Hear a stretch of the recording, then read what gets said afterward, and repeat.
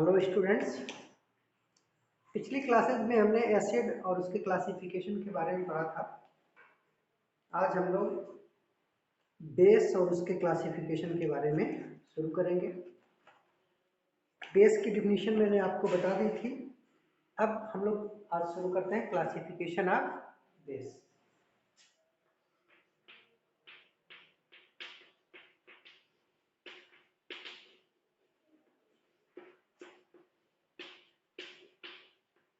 Classification of bases, ठीक। और हमने आपको बताया था कि क्लासिफिकेशन करने से पहले हमको बेसिस बतानी होती है कि किस बेसिस पे ये क्लासिफिकेशन किया गया है। तो पहला बेसिस है, जैसे एसिड के लिए हमने किया था, एसिड के लिए बेस था उसकी बेसिसिटी। तो बेस के लिए बेसिस हो जाएगा ऑन द बेसिस ऑफ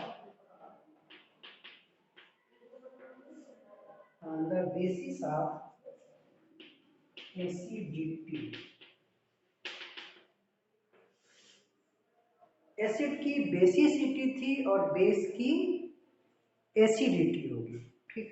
और बिल्कुल भाई, जैसे कोई बेस है, सपोज करो BOH, ये कोई बेस लिया आपने, इसको वाटर में डिजॉल्व किया तो ये कैटायन बनाएगा और एक OH माइनस। अब आपने बेस का एक मॉलिक्यूल लिया और एक मॉलिक्यूल को वाटर में डिसॉल्व किया, ये कंप्लीटली डिसोसिएट हुआ।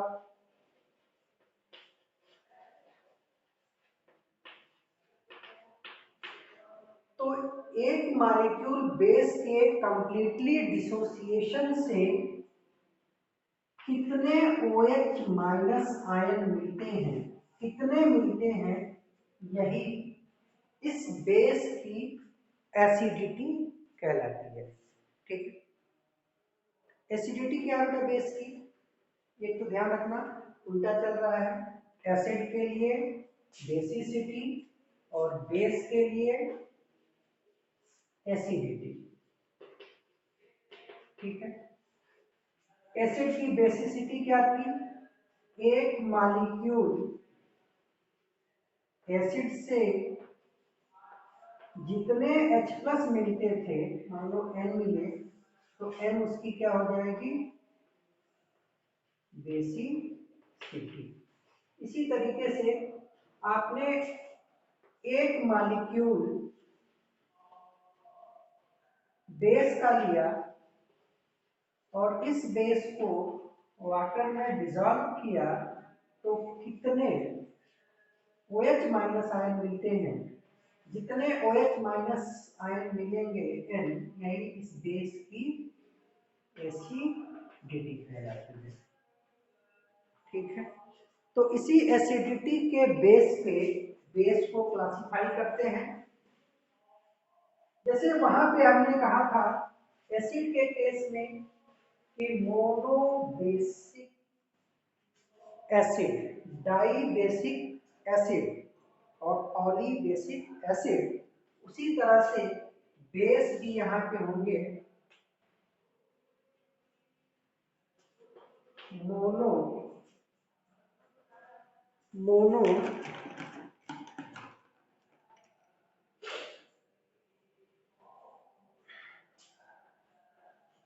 Mono acidic base,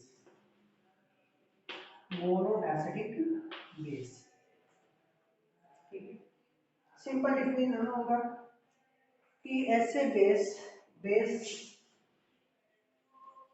which gives one OH minus ion on complete dissociation in water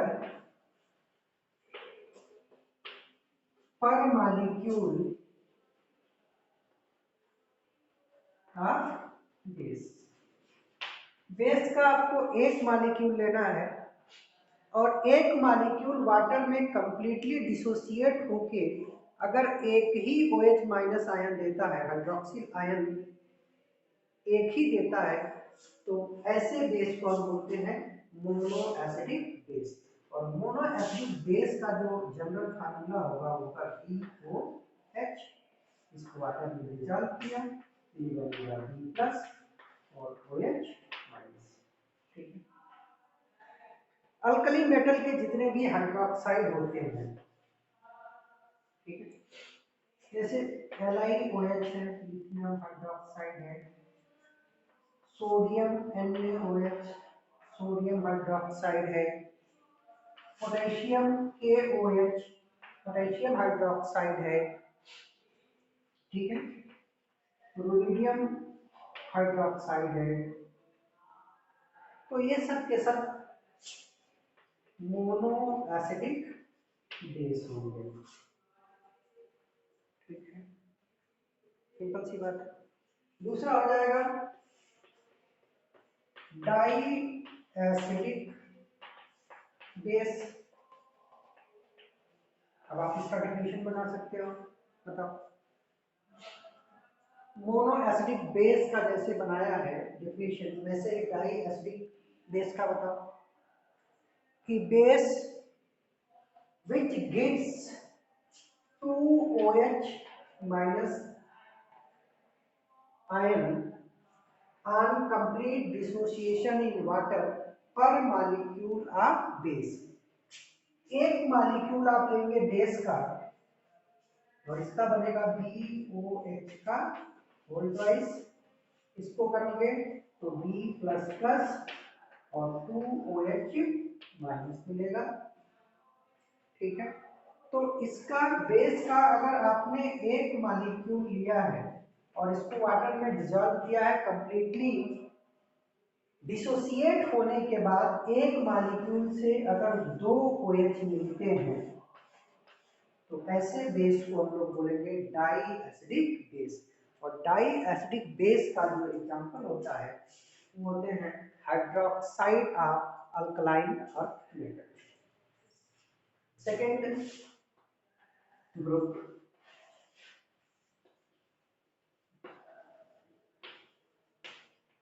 तो इनके हाइड्रोक्साइड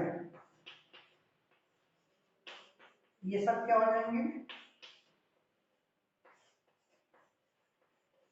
ये सब हाइड्रोक्साइड बेस है और कैसे बेस है, डाई एसिडिक बेस है। ठीक, फिर उसके बाद ट्राई एसिडिक बेस हम बोल सकते हैं, ट्राई एसिडिक बेस या इसी को हम पॉली एसिडिक बेस भी बोल सकते हैं। ट्राई का मतलब कि एक मॉलिक्यूल से 3 आपके OH माइनस मिलेंगे, या पॉली मतलब 2 से ज्यादा मिलेंगे। जैसे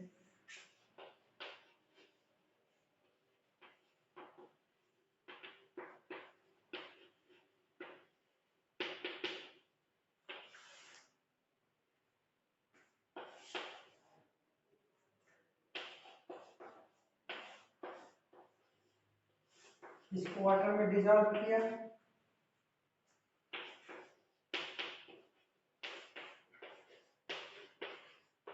जहां L ज्यादा होना चाहिए किससे, 2 से, तो ऐसे बेस को हम लोग बोलेंगे पॉली एसिडिक बेस।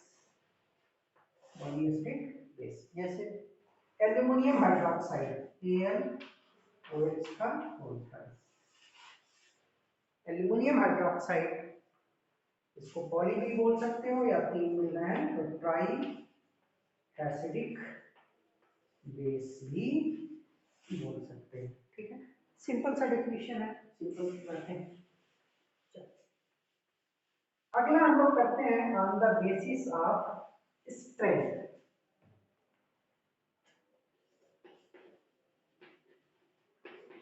स्ट्रेंथ के बेसिस पे हमने एसिड में भी स्ट्रेंथ के बेसिस पे क्लासिफाई किया था और कहा था कि ऐसे एसिड जिनका डिग्री ऑफ डिसोसिएशन 1 होता है उसको स्ट्रॉन्ग एसिड बोलेंगे, और ऐसा एसिड जिसका डिग्री ऑफ डिसोसिएशन 1 से बहुत कम होता है इसको वीक एसिड बोलेंगे।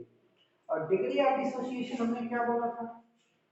डिग्री ऑफ डिसोसिएशन था alpha, number of molecules dissociated divided by total number of molecules taken। समझा कैसे था? अब एसिड में तो समझा था, बेस में समझने जैसे मान लो BOH है, ठीक है, और इसको हमने वाटर में डाला, तो ये कोई जरूरी नहीं है बेटा कि जितना आपने बेस लिया था ये total base, total amount, total molecule या टोटल मोल अपने आयंस में डिसोसिएट हो जाए।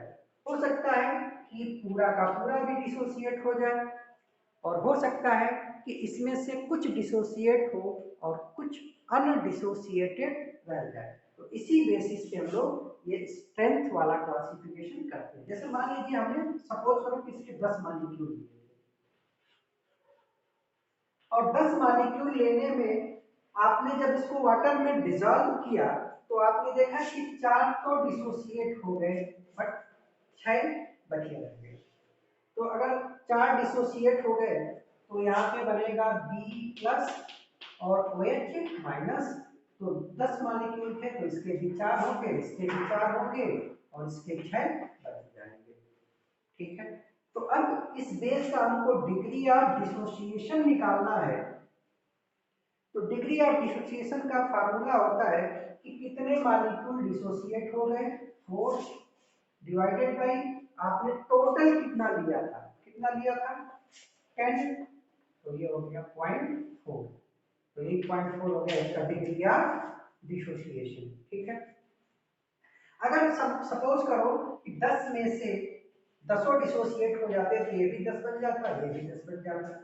उस केस में अल्फा क्या हो जाता, 10 डिसोसिएट हो गए और लिया भी कितना था 10, तो इसका डिग्री ऑफ डिसोसिएशन 1 हो जाता, ठीक है।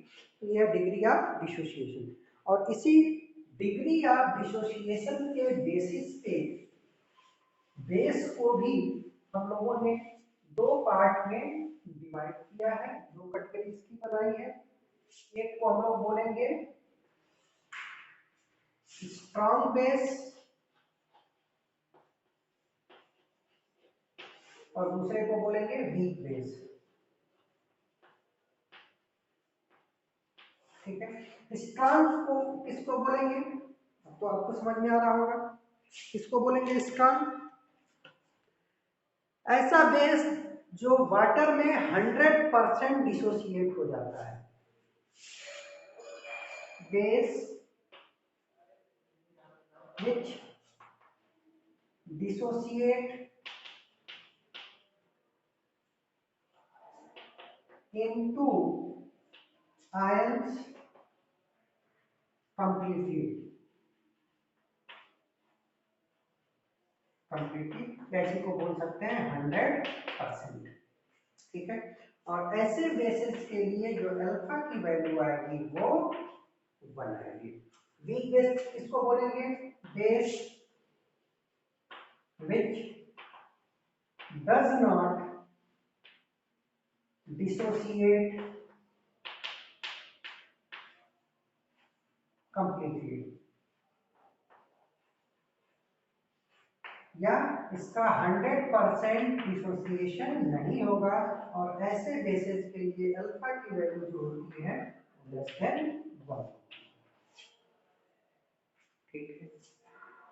सिंपल सा, कोई बेस वाटर में डाला 100% आयंस में डिसोसिएट हो गया, स्ट्रॉन्ग बेस 100% नहीं हुआ, वीक बेस कंप्लीटली डिसोसिएट हो गया, स्ट्रॉन्ग बेस कंप्लीटली डिसोसिएट नहीं हुआ, weak base degree of dissociation 1 है, strong base degree of dissociation 1 से कम है, वीक बेस, ठीक है। अब इसके लिए एग्जांपल, जैसे एसिड के केस में हमने आपको कहा था कि आपको स्ट्रॉन्ग एसिड जो है उनको याद कर लेना है, और स्ट्रॉन्ग एसिड के बाद जो एसिड बचते हैं वो वीक एसिड हो जाएंगे।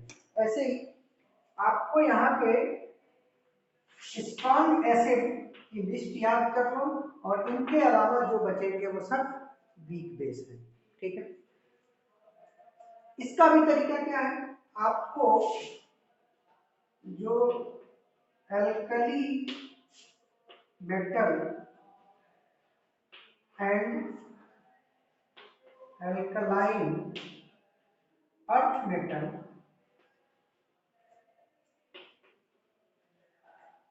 के जो हाइड्रोक्साइड है ये बेस होते हैं, बेसिक होते हैं। ठीक है, अब याद करना है कि स्ट्रॉन्ग बेस कौन कौन से होंगे।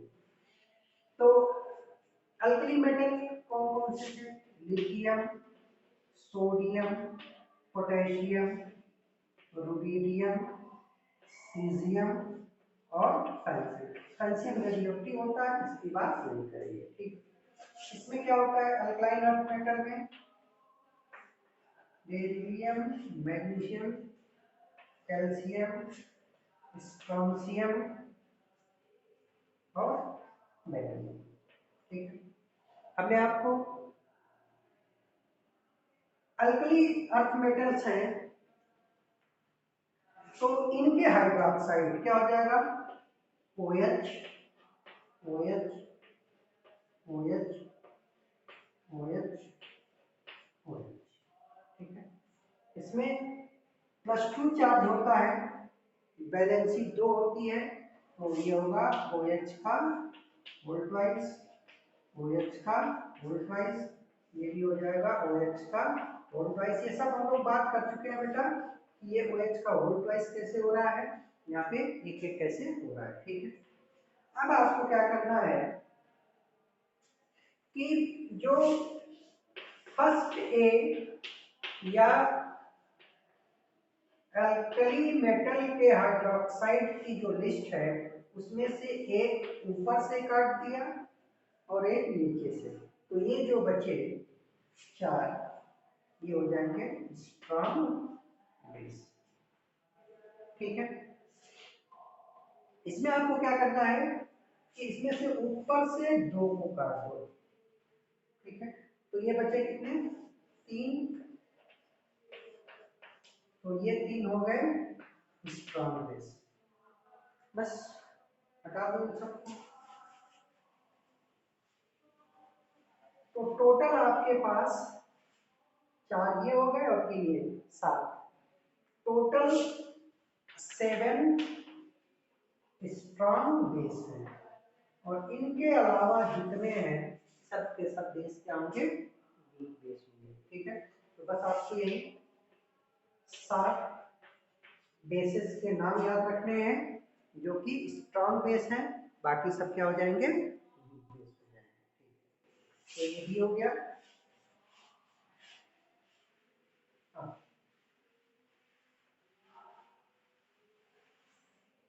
हमको ये पढ़ना है, नेक्स्ट टॉपिक हमारा है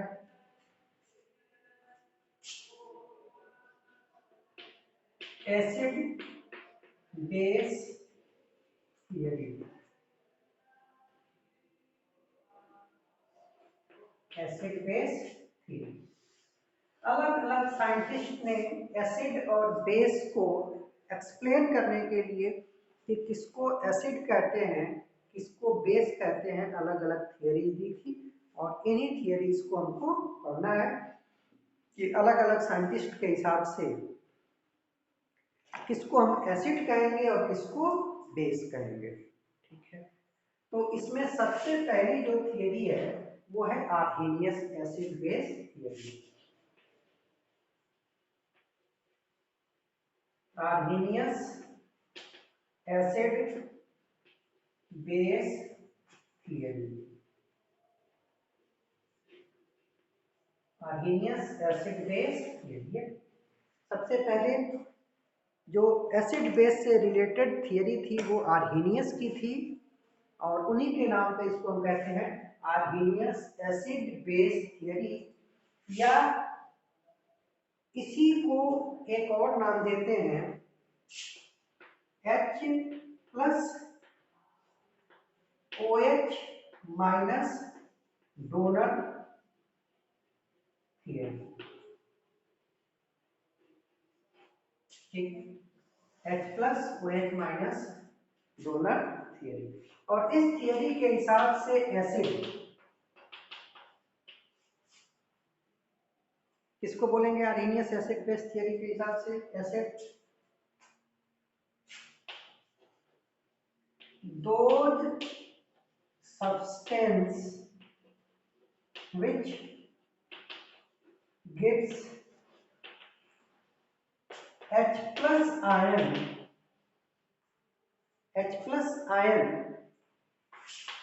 in water is known as acid। ठीक है, सिंपल सी बात है कि आर्हेनियस एसिड बेस थियरी के हिसाब से एसिड ऐसे सब्सटेंस को बोलेंगे जिनको अगर आप वाटर में डिसॉल्व करते हो तो वो H प्लस आयन देते हैं।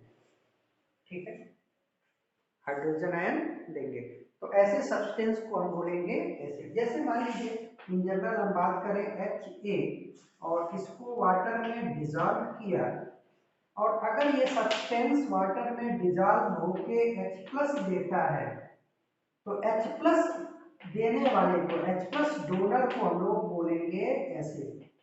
इस रिएक्शन में HA ने वाटर में घुल के H प्लस दिया तो HA कहलाएगा एसिड। ठीक है, अब दो चीजें हैं यहाँ पे। आर्हेनियस के हिसाब से एसिड होने के लिए जरूरी है कि पहला हम लोग ये बात ही करेंगे इन वाटर, क्योंकि इन्होंने कहा था वाटर में डिसॉल्व करो, तो बात ही होगी वाटर में। और दूसरी चीज कि उस सब्सटेंस के पास H प्लस होना चाहिए। ठीक है, H प्लस होगा तभी तो H प्लस देगा। तो ये दो रिस्ट्रिक्शन है इस थियरी के, लिमिटेशंस हैं कि आर्हेनियस एसिड बेस थियरी में एसिड का एक्सप्लेनेशन सिर्फ एक्वस मीडियम में कर सकते हैं, वाटर के अंदर ही कर सकते हैं, वाटर के बाहर आप उस सब्सटेंस के एसिड या बेस होने की बात नहीं कर सकते। ठीक, और दूसरी ड्रॉबैक क्या है, दूसरी लिमिटेशन क्या है कि ऐसे सब्सटेंस जिनके पास H प्लस नहीं है, ऐसे सब्सटेंस जिनके पास H प्लस नहीं है उनके भी एसिडिक और बेसिक नेचर को आप इस थियरी से नहीं बता सकते। जैसे मान लीजिए हमारे पास Al2O3 है, तो आप इसके बारे में ये नहीं बता सकते कि ये एसिडिक होगा कि बेसिक होगा। क्यों? आर्हेनियस थियरी के लिए जरूरी है कि इसके पास H प्लस है। अगर H प्लस है और इसको वाटर में डिसॉल्व करते हैं और H प्लस मिलता है तो फिर वो एसिड कहलाएगा, अदरवाइज उसको एसिड नहीं कहेंगे। ठीक है, तो ये इसकी दो लिमिटेशन है कि आर्हेनियस थियरी हमेशा वाटर में और एसिड होने के लिए जरूरी है कि उसके पास H प्लस है। ऐसे कंपाउंड, ऐसे सब्सटेंस जिसके पास ऑलरेडी हाइड्रोजन नहीं है उसके एसिडिक होने की बात हम लोग आर्हेनियस थियरी से नहीं कर सकते। ठीक है, इसमें ढेर सारे एग्जांपल है बेटा, HCl है, H2SO4 है, फिर H2CO3 है, नाइट्रिक HNO3 है। ठीक है, ऑर्गेनिक एसिड भी है, CH3COOH, HCOOH। ठीक है, तो ये सब हो जाएंगे आर्हेनियस एसिड। अब इसमें दूसरी बात की बेस किसको बोलेंगे, बिल्कुल ऐसे ही है। ऐसे सब्सटेंस जिसको वाटर में डिसॉल्व करो तो वो OH माइनस आयन देते हैं, उसको हम लोग बोलते हैं base. Those substance which gives OH minus ion in water is known as arrhenius base. तो ऐसे सब्सटेंस को हम लोग बोले कि आर्हीनियस बेस। जैसे मान लीजिए कोई बेस है BOH, इसको आपने वाटर में डिसॉल्व किया और ये OH माइनस दे रहा है, तो ये आर्हीनियस बेस कहलाएगा। ठीक है, अब यहाँ पे भी वही सेम लिमिटेशंस हैं कि ये बात हम लोग एक्वस सॉल्यूशन में ही करेंगे, और दूसरा बेस होने के लिए जरूरी है कि उसके पास OH माइनस हो। अगर OH माइनस नहीं है, जैसे सोडियम का ऑक्साइड है, तो हम ये नहीं बता सकते इस थियरी से कि इसका नेचर बेसिक होता है। क्यों? क्योंकि इसके पास OH माइनस नहीं है। ठीक है, इसके भी एग्जाम्पल, जितने भी आपने अल्कली मेटल और अल्कलाइन अर्थ मेटल के हाइड्रोक्साइड पढ़े हैं, सब के सब इसमें आ जाएंगे। ठीक है, बोलो। दूसरी थियरी है इसके बाद, आर्हीनियस के बाद, Brønsted and Lord theory. Brønsted and Lord. Second theory is Bronsted and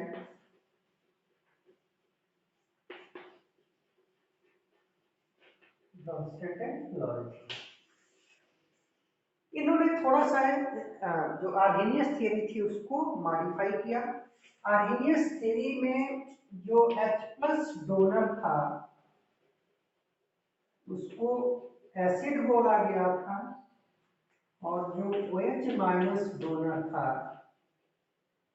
उसको बेस बोला गया था। ठीक है, ध्यान से देखो बेटा, H+ और कुछ नहीं है, ये प्रोटॉन है। क्या है? प्रोटॉन है। H+ प्रोटॉन है। ब्रॉन्स्टेड एंड लॉरी थियरी में जो बात की गई वो प्रोटॉन के रिस्पेक्ट में है या H+ के रिस्पेक्ट में की गई, इसको उससे एलिमिनेट कर दिया गया। तो एसिड क्या हो गए? एसिड्स आर H+ या प्रोटॉन डोनर। ये प्रोटॉन डोनर हो गए। और बेस क्या है? Base are H+ acceptor. ठीक है, तो हर वो सब्सटेंस जो H+ देगा एसिड कहलाएगा, और हर वो सब्सटेंस जो H+ को एक्सेप्ट कर लेगा उसको बेस बोलेंगे। अब देखो, तो इस बेसिस पे इस थियरी का नाम हो जाता है proton donor acceptor theory. Proton donor acceptor theory. ठीक है, तो एसिड्स आर प्रोटॉन डोनर और बेसेस आर प्रोटॉन एक्सेप्टर। ठीक है, हर वो सब्सटेंस जो H+ देगा एसिड कहलाएगा, और हर वो सब्सटेंस जो H+ प्रोटॉन को एक्सेप्ट करेगा वो बेस कहलाएगा। ठीक है, जैसे HCl है, तो ये जब डिसोसिएट होता है तो H+ प्लस Cl माइनस बनाएगा। अब इस रिएक्शन को हम दोनों तरफ से देखें कि HCl डिसोसिएट होके H+ और Cl माइनस दे रहा है, और H प्लस और Cl माइनस एसोसिएट होके Cl दे रहे हैं, तो सब्सटेंस जो H प्लस देगा, HCl H प्लस दे रहा है, वो एसिड कहलाएगा। तो इस रिएक्शन में HCl एसिड हो गया और सब्सटेंस जो H प्लस एक्सेप्ट कर रहा है, क्लोराइड आयन H प्लस को एक्सेप्ट करके HCl दे रहा है, H प्लस एक्सेप्ट करने वाला बेस कहलाता है। तो ये क्या हो जाएगा, बेस हो जाएगा। ठीक है,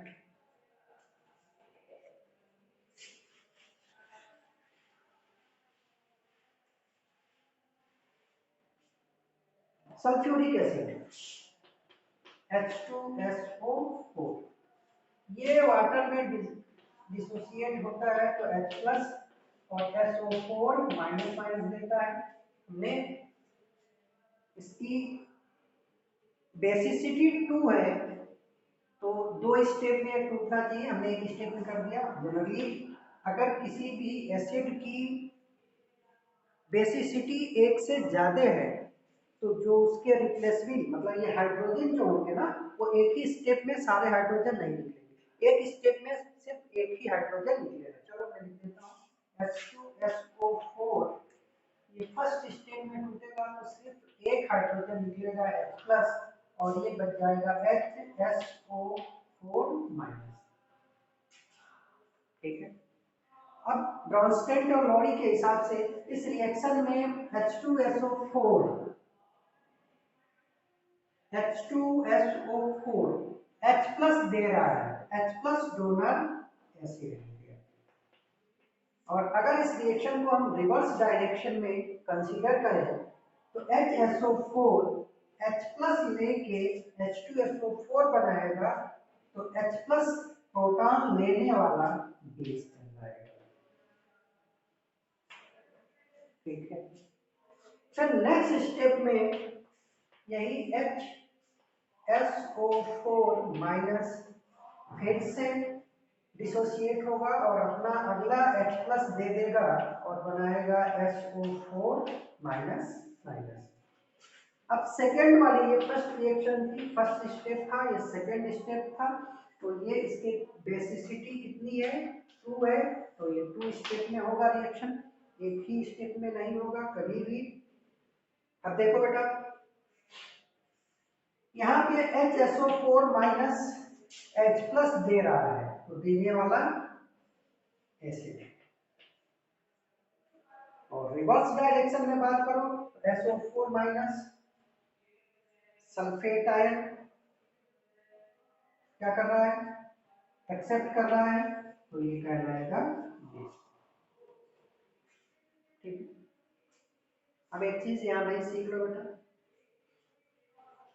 कि ब्रॉन्स्टेड-लॉरी थियरी के हिसाब से हर एसिड का अपना एक बेस और हर बेस का अपना एक एसिड होगा।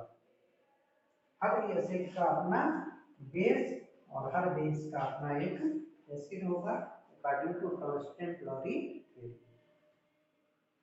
ठीक है, अब इन दोनों एसिड और बेस में फर्क क्या है बेटा, ध्यान से देखो क्या फर्क है। सल्फ्यूरिक एसिड और इसके बेस में क्या फर्क है, अलग से लिखते हैं, देखो फर्क क्या है। H2SO4 और ये क्या है, HSO4 माइनस। दोनों में फर्क क्या है, एक हाइड्रोजन का, यहाँ पे एक हाइड्रोजन ज्यादा है और यहाँ पे एक हाइड्रोजन या H प्लस कम है। ठीक है, बोलो इन दोनों में क्या फर्क है, बस एक H प्लस का फर्क। तो ऐसे एसिड और बेस के पेयर, ऐसे एसिड और बेस पेयर जिसमें सिर्फ एक हाइड्रोजन का डिफरेंस हो, ऐसे एसिड बेस पेयर को हम बोलते हैं कॉन्जुगेट। क्या बोलते हैं, कॉन्जुगेट एसिड बेस पेयर। समझ में आया? कॉन्जुगेट एसिड बेस पेयर ऐसे एसिड और बेस के पेयर जिनमें सिर्फ एक हाइड्रोजन आयन का डिफरेंस हो, सिर्फ एक का होना चाहिए, एक से ज्यादा नहीं, सिर्फ एक हाइड्रोजन आयन का डिफरेंस हो, उसको हम बोलते हैं कॉन्जुगेट एसिड और बेस पेयर। तो देखो ये एसिड है, ये बेस है, और इन दोनों में सिर्फ एक हाइड्रोजन का डिफरेंस है, यहाँ पे एक हाइड्रोजन ज्यादा है और इससे एक हाइड्रोजन यहाँ पे कम है, तो ये एसिड बेस पेयर कहलाएंगे कॉन्जुगेट एसिड बेस पेयर। तो इसको बोलेंगे कॉन्जुगेट एसिड और इसको बोलेंगे कॉन्जुगेट बेस। ठीक है, अब पहचानेंगे कैसे इसमें एसिड कौन और बेस कौन? तो वही कॉन्सेप्ट चलेगा, देने वाला एसिड तो देने वाले के पास ज्यादा होना चाहिए। ठीक है, तो जो एसिड होगा उसके पास एक हाइड्रोजन ज्यादा होगा, मोर, और इसके रिस्पेक्ट में इसके पास एक हाइड्रोजन लेस होगा। यहाँ पे देख लो बेटा, ये H प्लस दे रहा है तो एसिड ये H प्लस एक्सेप्ट करके फिर से रिवर्स डायरेक्शन में जा रहा है तो एक्सेप्ट करने वाला बेस, दोनों में सिर्फ एक हाइड्रोजन का डिफरेंस है तो इसको बोलेंगे कॉन्जुगेट एसिड कॉन्जुगेट बेस। ठीक है, तो ऐसे एसिड बेस पेयर जिनमें सिर्फ एक हाइड्रोजन का डिफरेंस हो उसको बोलते हैं कॉन्जुगेट एसिड बेस पेयर। ठीक है, देखना NH3 NH2 minus plus H plus.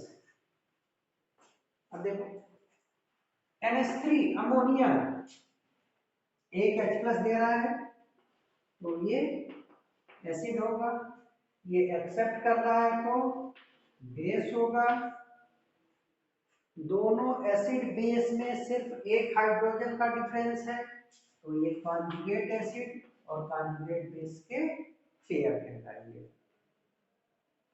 ठीक, H2SO4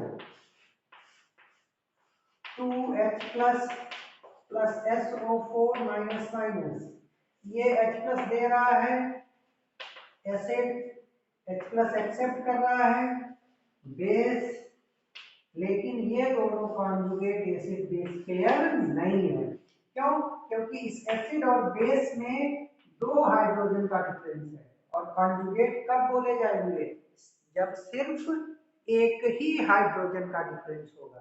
तो this acids are not conjugate acid base pair, ये कॉन्जुगेट एसिड बेस पेयर नहीं है। ठीक है,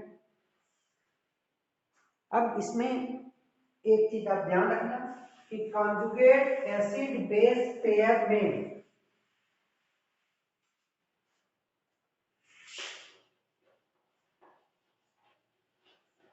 कॉन्जुगेट एसिड बेस पेयर में अगर एसिड स्ट्रॉन्ग है तो इसका जो कॉन्जुगेट बेस होगा ये वीक होगा। ठीक है, और अगर बेस स्ट्रॉन्ग है तो इसका कॉन्जुगेट एसिड जो होगा वो वीक होगा। मतलब कि एसिड बेस पेयर में कोई एक स्ट्रॉन्ग है तो दूसरा वीक होगा। ठीक है, और तीसरी थियरी है लुईस वाली, वो हम लोग नेक्स्ट क्लास में करेंगे। Thank you.